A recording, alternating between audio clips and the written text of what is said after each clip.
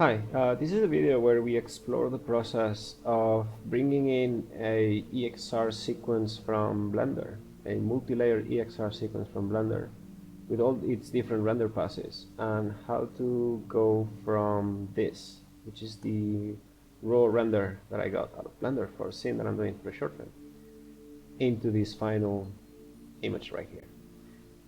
This is by no means the right or correct way of doing this. To be frank, I'm investigating how to do this. I'm exploring different possibilities and so on.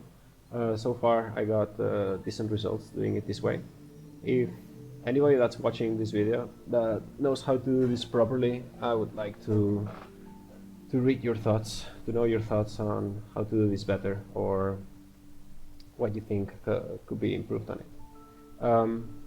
Sometimes I call out my friend John, who helped me to render this scene, which unfortunately on my computer this would take way too long. He has a really big machine to do that, and he helped me render this.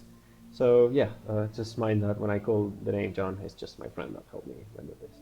The first part of the tutorial is going to be the technical setup of the scene, and the second part is basically an artistic look on how to compose this, right? Like, we introduce glows and chromatic aberration and all of those things that happen with like a real lens, which 3D is a mathematical equation, right? So we don't have any of those lens or camera imperfections that we want to introduce in order to make this look like a filmic image. I hope it looks great on with the compression. You might probably lose some of the detail. Keep in mind this is for like a feature film kind of look to it, right? So I'm going really deep into the small details. I'm pixel peeping this stuff. So mind you, you might not be able to see everything exactly that I'm doing, but be happy to follow along. Enjoy. Before we start, so you know what's going on. Within Blender, you have two different render engines, Eevee and Cycles. So we're going to be talking about how to deal with the raw passes on Cycles. You also have it on Eevee, but it's a little bit different. Let's focus on Cycles for now. So if we run Cycles, then you go here, and we have on the layer properties. Here you can check and uncheck the render passes. So you know in Lightroom you have the sharpness, temperature, and all of those different toggles, right? So this is kind of like that, but for 3D. And the way it works in 3D is that each one of these is going to be like a separate image that is rendered, okay? And then you combine them together to form the final image. So for example, if I decide to render the glossy and diffuse pass, all right, then when we go to compositing, if we use nodes here, you see render layers. These are the layers that Blender will render, and the image layer is basically all of this automatically combined by Blender already, right? So just in case you want to know how to export this, first of all, how to be able to export this this way, you have to make a file output node, and then you go to properties and you choose open EXR multilayer, which basically each one of those layers is going to be put inside a single file. It's kind of like a zip thing, like a WinRAR kind of, okay? That's the EXR, and that's the reason why those why these files are fucking 561 megs. It's because it's actually like 22 different images put together in a single file, and in order to keep it sort of like organized, right? It's gonna put it inside this EXR file, which basically works like a WinRAR or WinZip. All right, I'll teach you now how to read that in After Effects. So you just put add input, you write whatever it has to be, and all you have to do is connect, you know, and you go, and so on and so forth. You can actually make PNGs, but if you make PNGs, it's going to be saving a separate PNG for each pass, so it could get very messy really fast. So the way to do it is by OpenEXR. Okay, so say that you have a really beautiful 3D comp done. You said that the long list of things. Well, you've seen that in my file already. So, and then when you render a Blender, because it's very special, it's gonna render two files, right? So you have this output right here, and then you have this output right here. So that's why it's making two files. Okay, so you go into After Effects. I'm gonna copy the file path for this, and we're gonna proceed to import this one. Okay, so we start in frame 140. That's fine. Before you start, by the way, you're gonna require a bunch of plugins that I'll send you the links for. But basically, it's EXR.io for After Effects. It's a free plugin actually. Just download the EXR.io. So It's really not intuitive, so I'm going to give you all the secrets that took me a while to find out. When you go into import as, if you import as footage, After Effects is going to import it just like After Effects would in a native way. That's not what you want. You want to check composition, retain layer sizes. It makes no sense that it's called like that, but whatever, just do that. Now it's gonna, this right here, this is the plugin that I just showed you. Okay, so this plugin is gonna automatically read the EXR files, and it's going to ask all of these things. Import as composition, yes. You don't want to import as footage because we're importing a multi-layer EXR, so it's going to be a composition in After Effects with many layers. Anyway, you'll see. Open EXR sequence, yes. Pre-compose layers, yes. And you want the contact sheet, which is it's a funny name, but you will see what it is. Okay, so we click OK, and here we have the head rig. All right. So apparently After Effects did not complain about any missing frames, which is very important because when you're importing image sequences, you want to be careful that you're not missing frames here and there, which is kind of easy to do, right? Say, every time you set the new render in the morning or at night, you miss a frame here and there. Or it can happen too that frames render wrong. Computers glitch out. It happened to me a few times, and very often when I render something more than 1,000 frames, I normally have 1 or 2 frames that are off. We get this. You get this folder with 2 comps, the original image sequence, and a bunch of other comps. All right. So you have assemble and contact sheet as the 2 main pre-comps that it makes. And because this is a pretty heavy sequence, After Effects might take a little while to update, especially on my system. Yeah, look at it, working pretty hard. 100%, 42 gigs of memory.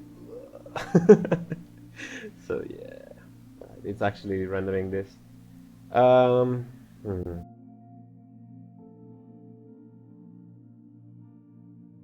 Okay, so we're back. Damn, that took a long while.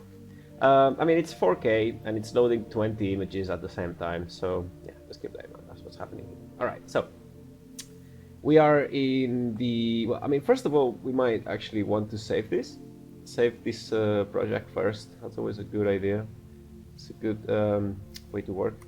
We're going to call it head rig, and I like to call this AE comp because it's different from making like the comp originally in After Effects. All right, so all right, I'm just comping the file, so let's call it like that. All right, great. A few things you need to know. So color space, because EXR is an open format, and Blender, being a 3D software, doesn't really have a color profile. You see, when you shoot with your camera, you're probably shooting Rec 709 or sRGB or Adobe RGB. Cameras normally have their own color space, but Blender, it's kind of open, so you can choose what. And so it's kind of like it renders in linear color, and linear color means that it doesn't have a color space applied yet. So that's what you want to do. You want to check this box, linearized working space, and you will see that when you do that, all the images suddenly will have the correct brightness and stuff. Hang on. Okay, so as you can see, now all the images suddenly became brighter, and that's because we actually used the correct color space. All right, let's move on. So this is the contact sheet. The contact sheet, all it's doing is spreading the images around in the frame like a grid like that, so that you can see what are they, what's going on, what do we have. All right, so you're like, what is the volume pass? Oh, it's this one.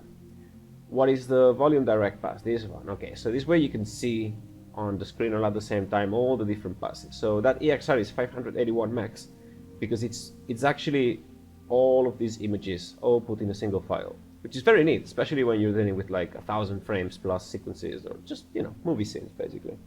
Okay, so assemble is where you want to build your comp. So that's just information. Let's delete that file. So let's go one by one. Let's turn them, all of them, off for now, and we're gonna turn on image RGBA. So what's inside here? Here you have the image sequence, and that plugin, all it's doing, it's importing everything for you. It's separating it into the channel. So you see extractor, that's actually a plugin that what it's doing is it's allowing you to read the files inside the EXR. Okay, so you see these are the passes that come out of Blender, and this plugin, what's doing, it's setting this up automatically for you. Imagine if you had to go through each one of those passes and choose out of these 4 options which one is which. You can do it manually, but I mean it will take you fucking forever. So yeah, that plugin's doing it for you. That's why it's happening. Okay, cool. So let's close the contact sheet for now. So in assemble, right now we're gonna turn on image RGBA. All right. So image RGBA, it's the final image that Blender outputs. Okay. So in theory, this is by default how all the layers should look when they are put together. All right. This should be the default look. I mean, it's quite close to the final thing, but as you can see, I want to adjust a little bit the contrast of the head here. Some of this emission, you see, this is emitting light. We don't have any bloom or any glow or anything like that. I would like to change that a bit. And you see the green on the tubes. Maybe we could balance this out a little bit. And there's a few things we can do here. All right, so let's investigate what each of the passes is actually.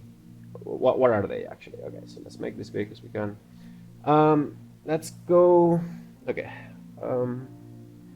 Actually, before we go into that, we should pull. By the way, you should have a Blender folder with a bunch of different things like HDR eyes, materials, a bunch of preset models, and utilities is something you should do. And you need to finish this shit. So utilities, I will send you this file. But basically, this is how you have to combine these different passes so that you have the final image.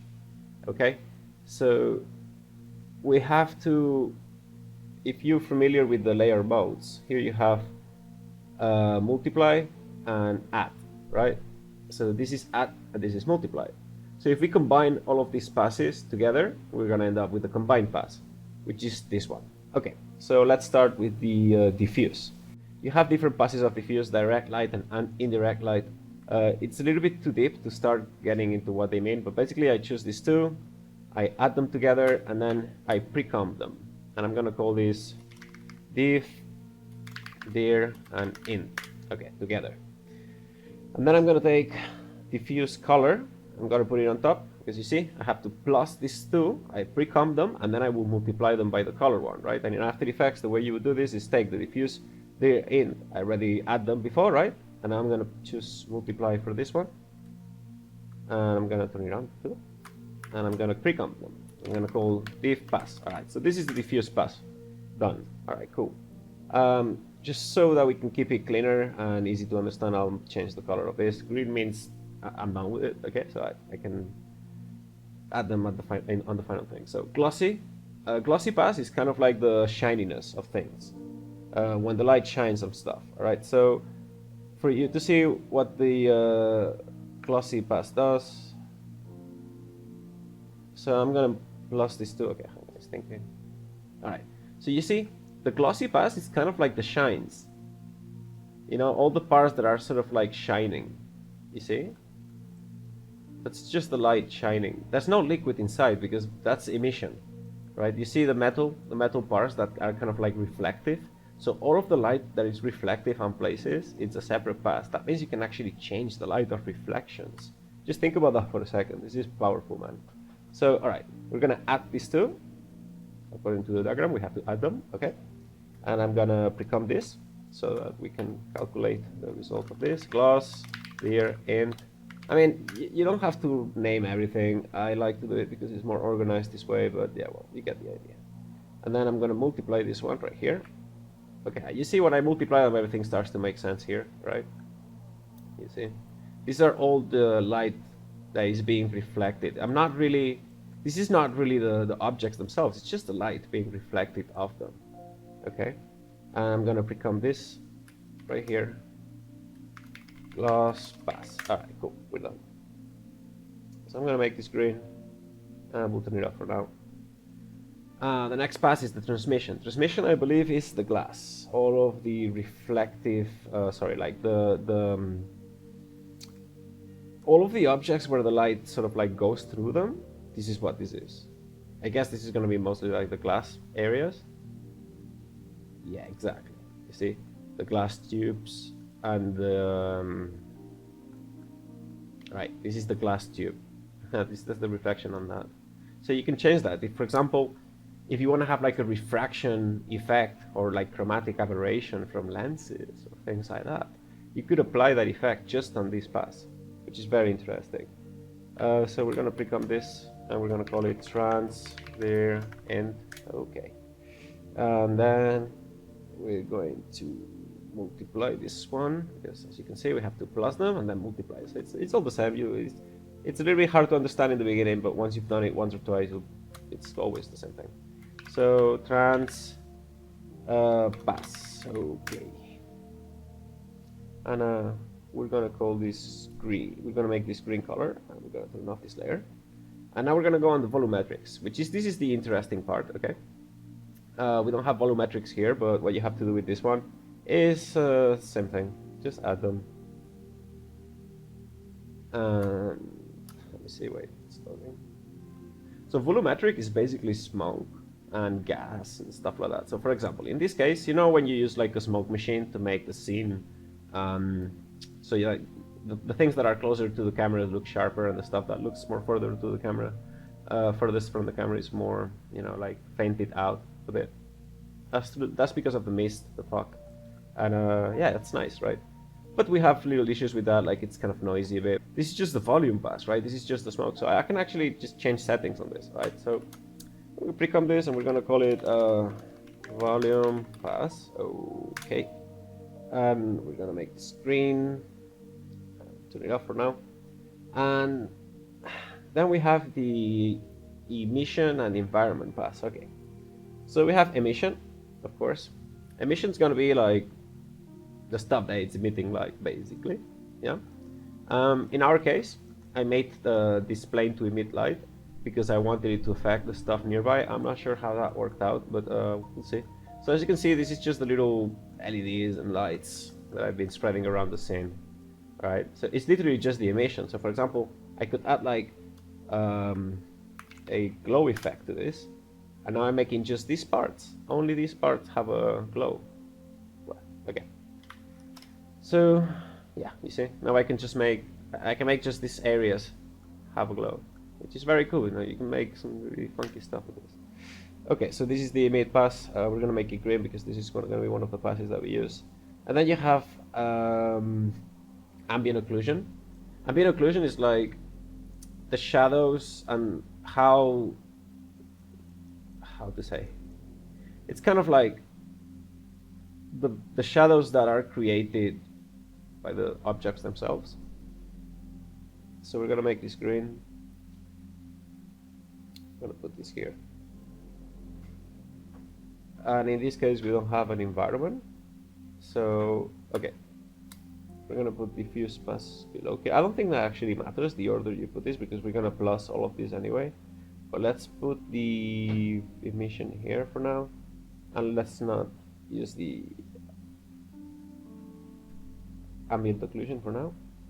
Alright, so we're gonna choose all of this and we're gonna make them at, and let's see what happens. Okay, boom. So that looks quite close to what it should look like.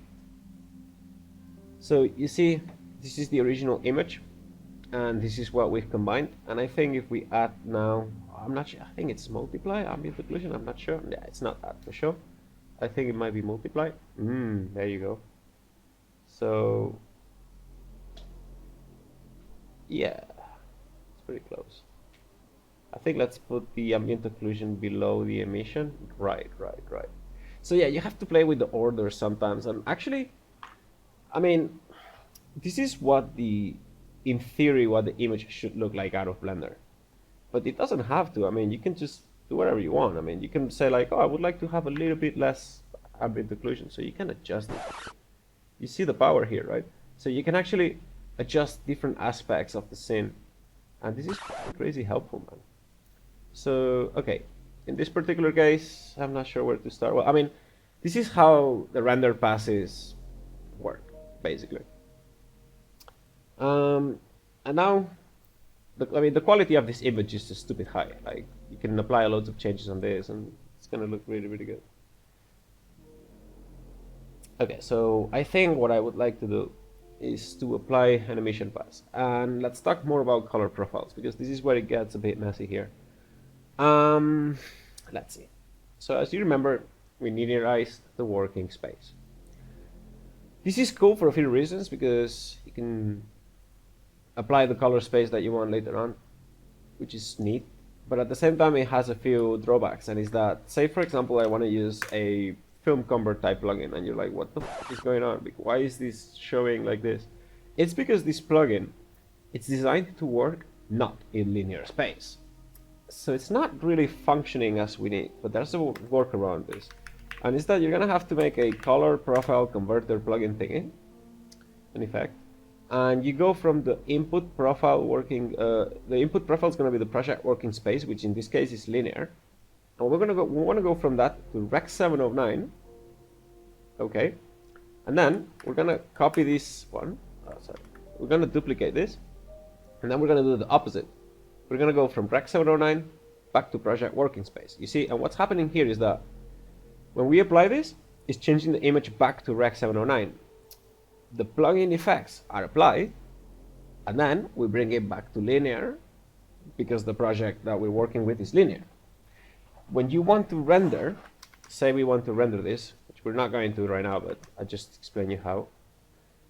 Okay, wait. Alright, so say we want to render this crap. So when you go, wait, what is it? Yeah, so when you go to render, you want to go on color management, and on the output profile you can change if it's linear or Rec 709. You can render this as linear, but in our case, because we're going to be rendering like a final thing, like pretty much the final scene that I'm just going to go and drop into Vegas or Premiere or Resolve or whatever as like a final thing, almost like camera footage to be edited in the final film, right? I will render it in Rec 709. So this is what I would do. Okay, we're not done editing yet, so let's not check that yet. Okay, so let's see what kind of interesting can we do here. I was thinking, first of all, I would like to make a film convert pass on top of all of this, just to bring all the colors together. So I'm gonna make an adjustment layer and put the film convert right on top of everything for now. We're gonna leave it on default, because I mean, Blender is not really a camera. So there's no real reference of, there's no real way of like, oh yeah, this is how Blender would look like if it was shot with a film camera, because Blender's not a camera in the first place, right? So, okay, but I mean, I like it because it's introducing grain on the image overall. So when you have the same kind of grain working throughout the whole image, it ends up with a very pleasing result. It makes everything come together really well, in my opinion. Like, if I didn't have this, you can tell that this is a very sharp surface compared to this. I mean, I don't know. You can tell you can easily tell this is 3D. If I drop a whole layer of grain on top, this suddenly sort of like kind of looks like it's shot with the camera, which I really like. Okay, we're going to make it less dark for now.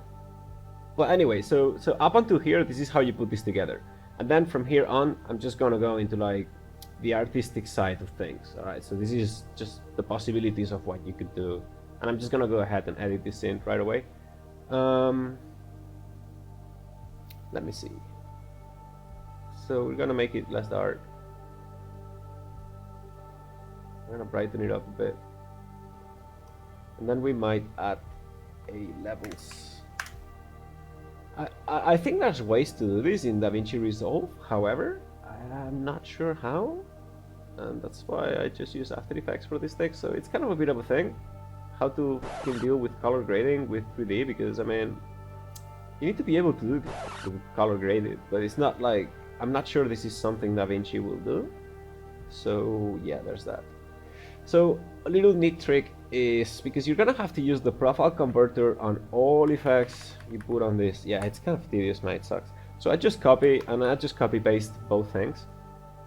I just copy paste both effects. The one that brings from linear to Rec 709, and then from Rec 709 to linear, and then I just have to put the effects that I want to apply on this thing in between these two, right? So say for example, I want to use a glow, right? Like we were saying, I want to make the emission glow, alright? So this is the emission only, right?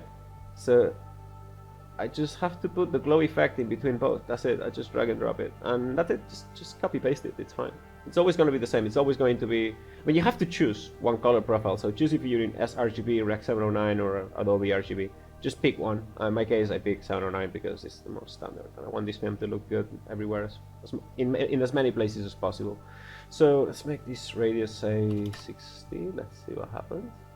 Oh, we're gonna have to lower this to 0.2. Let's see. A bit more. Interesting.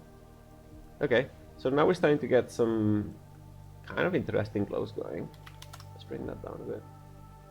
Okay, so now we have like a large glow area, but I want to have like a little a bit of a stronger glow closer to the emission surface. So I'm just going to duplicate this. I'm gonna make the radius 20 or less, maybe a bit less. Let's pick that. And then we're gonna make this 0.1. Let's say. Yeah. Okay. So you see now we have like a big glow, and here I have like a smaller glow closer. It's a bit more how kind of a real camera would look like, I guess. You know. All right. Nice. Cool. So we got some glow going here. Let's say I want to try the trick of putting a little bit of chromatic aberration just on the glow pass. I have never really tried this before. I'm curious, and be aware you're watching a little bit of an experimental shit. So this is not really like a tutorial where I'm sure of what I'm doing. You know, I mean, I'm just fucking around with stuff and see how it looks like. So a pretty simple way to use chromatic aberration is just use magic bullet looks, which is very, very neat. It's gonna take a while to load, I guess.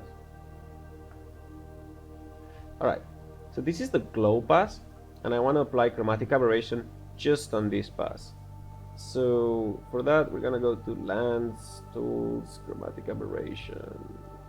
I mean, I don't like how the plugin interface works. It's a bit crappy in my opinion, but whatever. So, oh, okay. So you see, that's chromatic aberration. It's basically separating the color channels, right? We don't want to do that much, of course. It's kind of twitchy to dial in, so let's just put the here to 0.7. That's too much. It's very, you have to be really careful on overdoing this. It's super easy to overdo. So like it's 0.0, you know, 0.0, you know, like nothing. It's like you have to really zoom in to see this. But what I'm trying to create here is like lens defects, because you see, that's the biggest giveaway in 3D, is that 3D, you're not using any piece of glass, are you? So the image is basically mathematically perfect. This is the nature of 3D. It's coming from a computer, so it's mathematically perfect. You actually want to introduce imperfections. So yeah, I mean, we're literally breaking the image. You see, like this right here would never happen on 3D. But this will happen on a lens. I mean, if you zoom in a lot, you'll see like weird purple and green blurs, and you know, like the image, like little details sort of like duplicate themselves into two different colors, you know, and shit's basically chromatic aberration. You get it, right? Interesting. Is there an anamorphic flare? I don't know what that's gonna do, but I'm curious. Nah, well, nah, it's way too crazy. Anamorphic. Okay. I see you. So, we could have a little bit of that. Super soft. Like, how do I lower the softness of this? Yeah, I mean, all of my short film actually has like these kind of flares. I'm just wondering if I should probably do them with another plugin. However, this is not too bad. The boost, okay. So let's just put like tiny little nothing. Quite literally, you see this 0. It's just like a nothing. You know, like, you know, sometimes lenses have like little halos and stuff like that. You know, let's put a bit of that. Just way too much. Less. Yeah, like that. Like that almost can't be seen.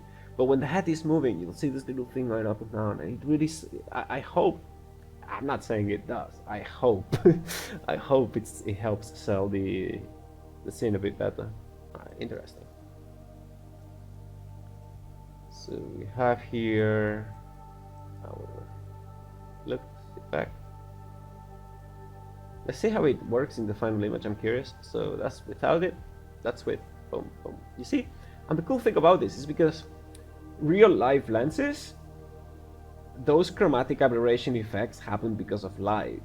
So I think it also happens on like a scene that's like dark, like a dark area of the image. You still have these issues with the lens, but they become more obvious on like highlights. For example, I've noticed this the most like when shooting, say, tree leaves, and behind the tree leaves you have like the bright sky, and the sky is like seeping through the leaves, and you can see these defects really clearly. The purple and blue purple and green separation of light. You can see it really clearly. So because I'm just applying this on the glossy pass, you know, I hope it helps itself, because you see, it's very clearly how it's affecting here on the tube, but it's not really affecting the sides there, right? Something I'm thinking is that if I'm going to be applying this on the gloss pass, I should probably apply this effect as well on the emission pass. So I'm going to go do just that. I'm going to go copy paste this in after the glow, probably, right? Oh, nice. You see, so here we have a perfectly white glow, and when I apply this, we have like a little green and purple little tint on both sides of the glow, just like the real lens would. Oh, look, here's the anamorphic flare. Alright. Oh, this is not bad at all, man. So this flare is gonna be basically following these bigger patches of light here. I'm quite pleased with this, man, actually. Alright, awesome. Dope. Yeah, you see, you can see the green and the purple edges here. It's kind of hard to see because we're talking about like very, very little details, but man, I'm really pleased with this look right here. You see this part of the image right here, like that looks pretty fucking solid. I'm happy with it. I mean, you just gotta do something you want to look at. Like, it has to be a pleasing image to you. I mean, what everybody else says, man. That's my that's my biggest advice. Like, don't fucking listen to people, man. Just do whatever looks great to you, and that's it. Purple here, green here. You know my Voigtlanders, the f0.9s? Those ones, man, they have this problem like huge, you know. And in some of the other shots, like, I mean, there is this lens imperfection, which is great. I'm not complaining about it. This is actually something that I kind of like. It adds like a filmic look to it, right? But I have this same problem in the real life footage that I shot, right? In the live action footage. So I'm just trying to replicate the same issues on the live action footage into the 3D scene, right? Alright, cool. I'll be honest with you, I'm not sure exactly what to do with the face right down here. It doesn't look that bad to me. I would like to maybe modify the contrast of it a little bit. I'm not sure how to do it. Let me see if I turn off the emit pass. Okay, so this is something that we have to work with on the emission pass. I do not know how to deal with this now. Let's see if we added levels on this. And let's put these levels right on top of the first glow. Okay, let's just see. I don't know what's gonna happen. Let's just tweak this. See how it. Okay. So it's not really affecting the emission much, because the emission is just like a pure white thing, right? So it's basically here. You see this little bar right here? This is the emission. This shit right here, this is basically the face. So I can kind of tweak things separately, which is pretty neat, man. Just bring down the the black level is wrong. That's what was wrong. So this is standard, and you see here we still have like this kind of like, I mean, it's kind of nice, but it's not really working well in the final shot. Let's see. It's just okay. Let's keep messing a bit with this. Okay. I mean, we don't really have any detail on the mouth or anything like that, and that's fine. I kind of want this part to be kind of dark because it should be dark anyway. That's why it looks more correct. Yeah, even darker. Like, what? It's weird because when I look close to it, I'm like, but then I look far away and I'm like, it fits better with the scene if it's darker. All we need to see is like the edge of the face, and as long as something kind of moves around here is good enough to be able to see. I mean, it's also like the 3D helmets just literally just put on top of raw footage just like that. So, you know, it's kind of what I want here. I don't want people to be able to discern too much detail under this area, because if you look too close, you're going to see that this is just something that I literally just slapped behind this helmet right here. Okay, I'm honestly quite happy with this, man. So you see all of these chromatic and aberration effects and all of this glow and all of this shit. This is stuff that are like filmic qualities that we are introducing on the 3D render that you could never do on Blender. Is compositing node tree, because you can do a lot of this stuff on this compositing tree, but it's far less powerful than what you can actually do with After Effects, obviously. Alright, let's do a little bit of something with the transpath. So the transformation is just the glass. I would like to introduce a little bit of chromatic aberration on the glass, I think. That would look kind of correct, but let's modify it a little bit, because I want it to be a little bit different. So I'm just going to copy this, the color profile converter, and the chromatic aberration. Okay, and I'm going to put that into the transpath. I think about it, and we're going to actually go into this. Okay, and let's modify the type of chromatic aberration, because I want, and we don't want the flares as well. Actually, can we delete that? Delete. Yeah. Alright. So let's modify the chromatic aberration, and it's actually kind of okay. So this is red, cyan, green, magenta. Let me see what I don't like about this is that you cannot type in the values. God damn it, that's really annoying, man. Because when you want to bring it just exactly to 0, it's okay. Alright, 0.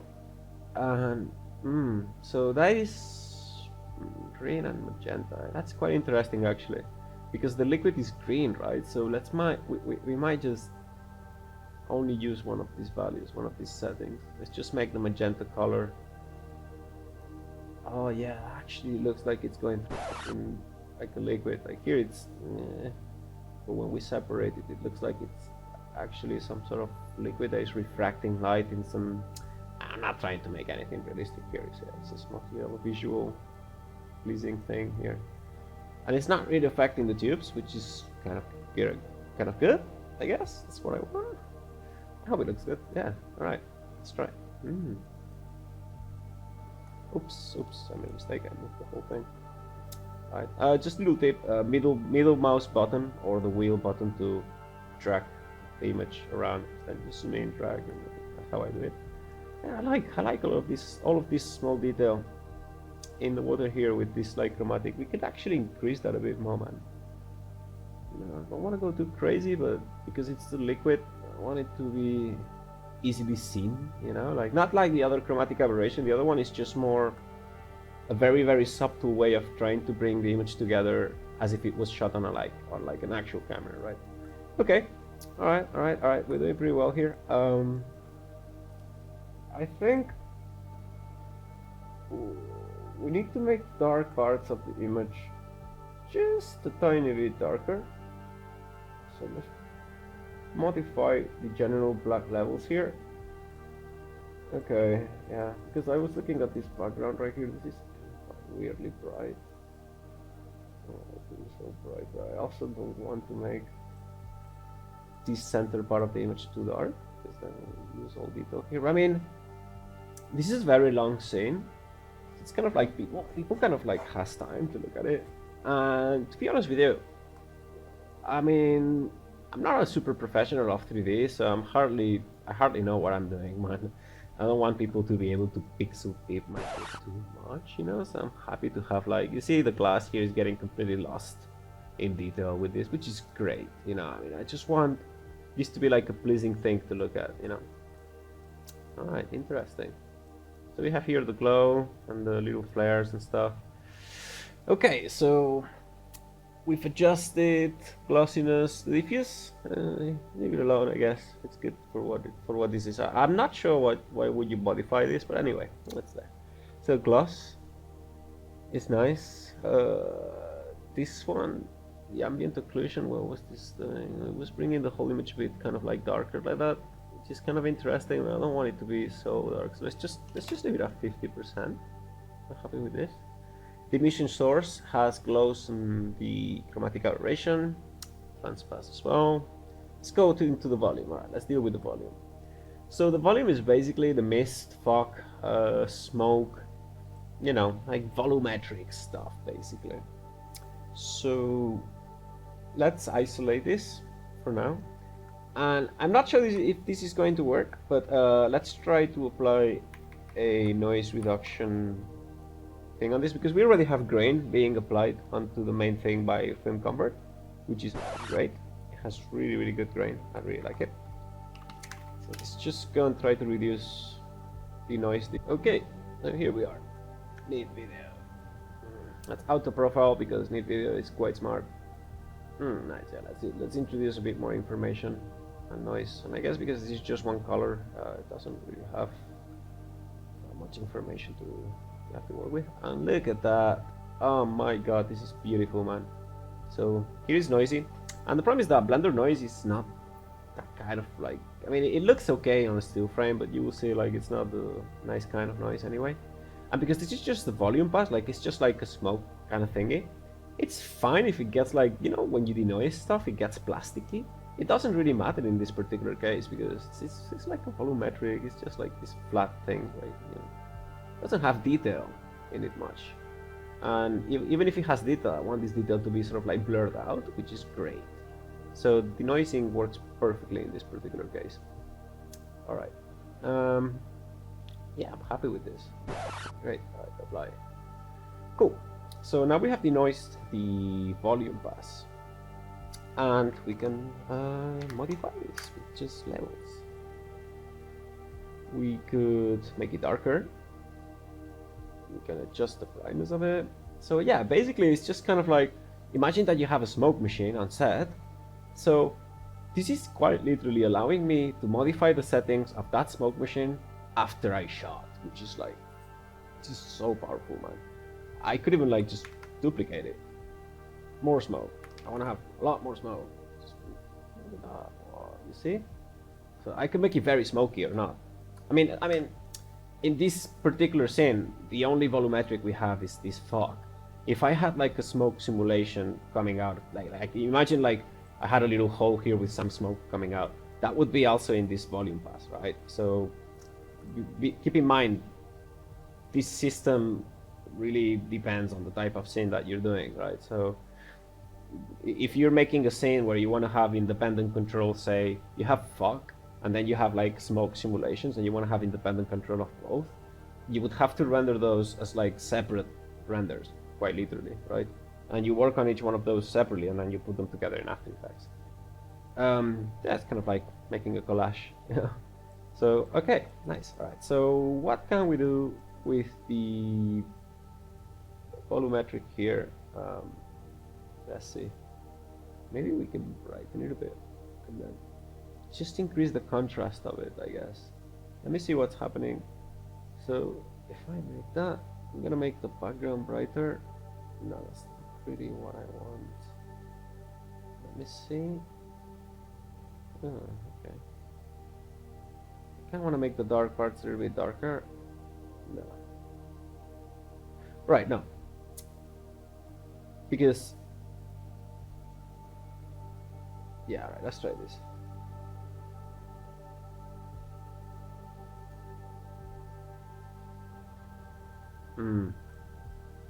So this is a bit too contrasty. I want to have like a little bit of fog going on. Nice.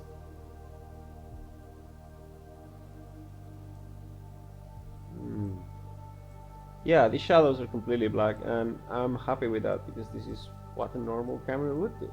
You would have some parts that are like out of dynamic range, and they just go full black, which is great. And yeah, I think it's working, man. I don't know what to do else here. We might increase the chromatic aberration of the lens itself, like the lens effect that we were doing. And we're gonna make that effect a little bit more pronounced on the emission and a little bit less pronounced on the glossiness. Let's go back to this. Let's touch that chromatic aberration just a little bit more. So that would be green magenta, right? Yeah, let's increase that to 0.6. Nice. Think. Oh yeah. Okay. So now we've actually increased the color. Let's make it a little bit more. 0.19. Let's see. Nah, no. 20. Yeah. This is cool. I don't know if it's too much. Yeah, it's too much. Bring it back a little bit to the left, a little bit to the right. Bring it back to the left a bit. That's how it looks. Okay, cool, nice, pretty sweet. And then on the glossiness, I also want to tweak it just a bit, but we're gonna modify the value that we change. We're gonna make the green and yellow. Was it? No, blue and yellow, right? I don't think we want an anamorphic flare on this, so fuck this. Blue, yellow.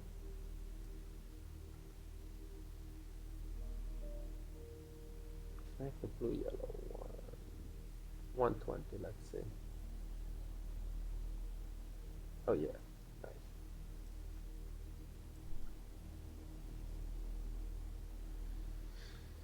Wow, okay, so I'll be frank, I think that's about it.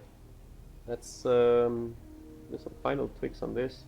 It's like that's just the general color. I'm gonna try to make this as big as it fits on my screen. Okay, and let's try to bring down the temperature just a bit. It's slightly more bluer overall. Wait, is this working? Okay. That's too blue here. Yeah, no. And that's just general brightness a little bit higher. This is a dark scene, right? So we want this to be pretty dark. Let's make a little vignette. It's always not a bad idea. So this is basically a vignette. So this is with the vignette, without vignette. We might have made this feather a little bit too big. So let's make it say 700 pixels. Here we go. Now it's a little bit too obvious. Let's make it 1000. A little bit to the left, a little bit to the right. And that's actually a good way to edit things. Always bring it a little bit too far and then bring it back to where you want it. And I think the overall strength of this vignette is not adequate, so let's make it 60% brightness. Nice. Cool. Very last thing. Let's just see what happens if we tweak the green color here. So we're gonna put that after film convert. And Colorista has this really cool HSL color wheel thingy, which basically this means the saturation of the color, and this is the brightness of the colors. So if I bring this red point down here, it's gonna make reds darker. If I bring it up, it's gonna make reds brighter, and so on. DaVinci Resolve, this particular thing right here, that's what DaVinci Resolve is very good at doing. And what After Effects is not that really good at doing, because you kind of depend on this plugin, which is okay, but it's not great, to be honest with you. Like DaVinci is way far beyond this. So, I mean, honestly, I kind of like this green. I don't know. Let's try to bring the green a bit towards blue here. See what happens. I can give it a lot. See what happens. Okay. So we're getting a bit more of a nice bluish green, which is kind of what I had in mind. I think we're gonna leave it here. That's it. Let's see how. Okay, it's without it, and that's a bit. It's a very subtle little change, but I like it. It's what I mean. So that's it, man.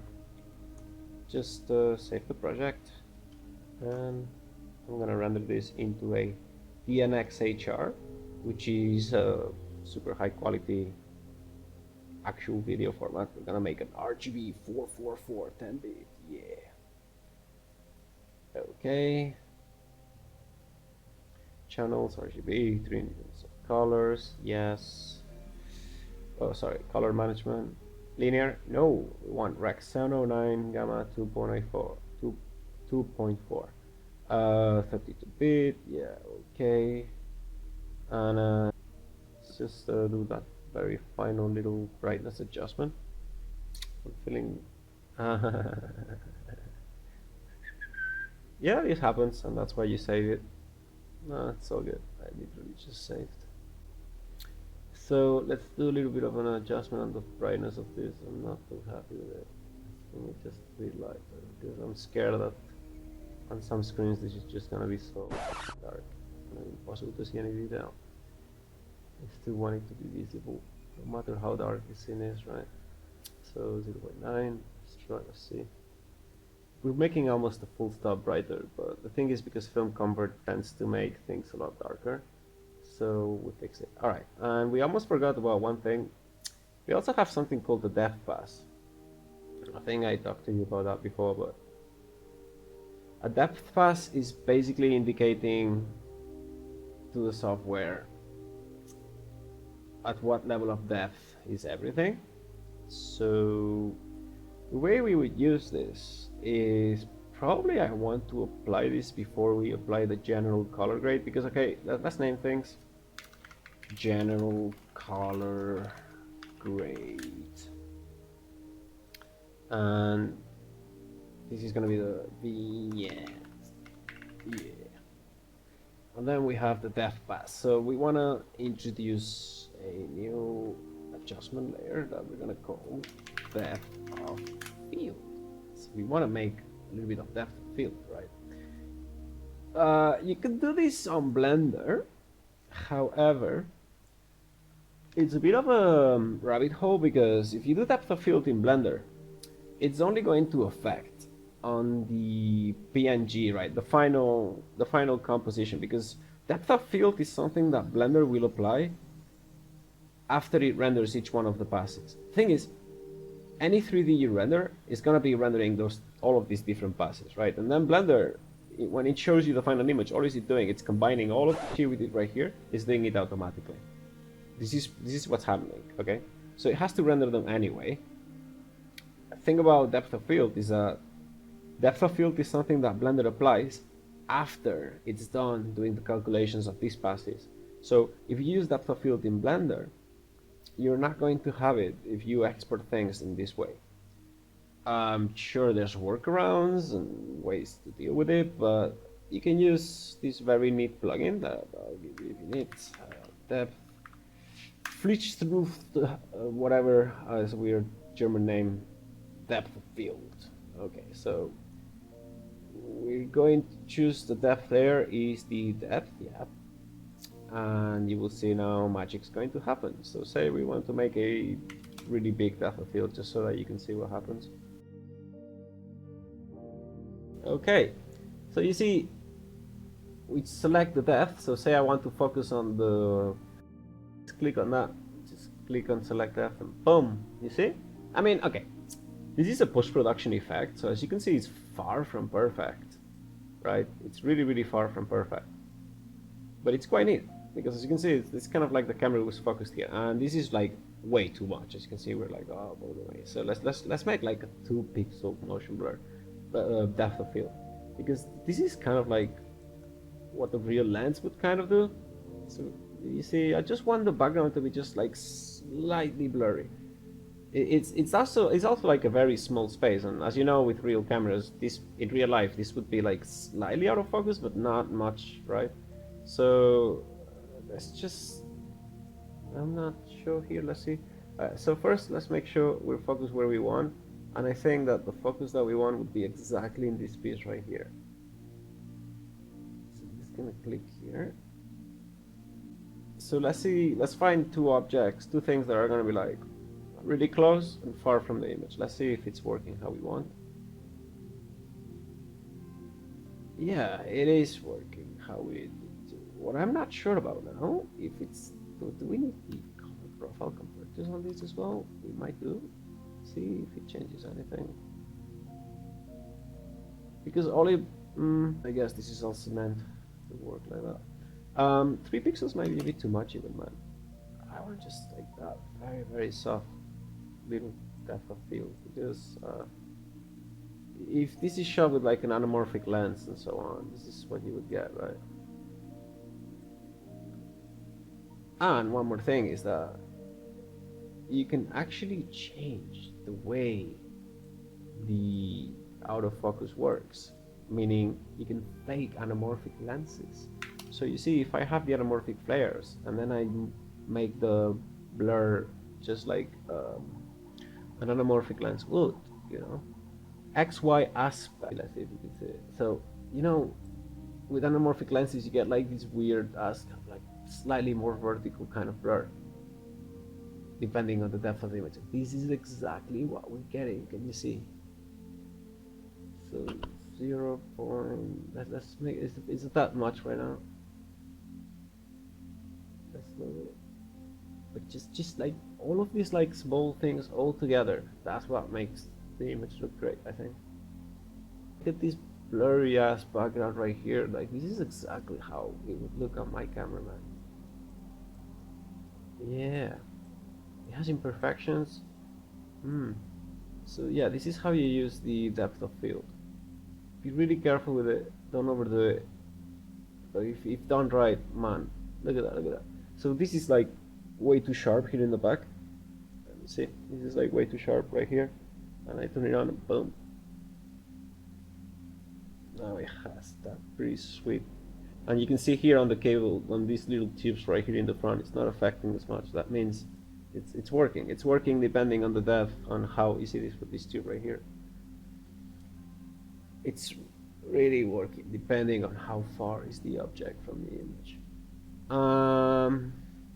And all of the chromatic aberration, and the glows and all of it is being applied before we apply the blur, which I'm guessing is how it would work in real life, because we could apply this effect separately on each one of the passes, right?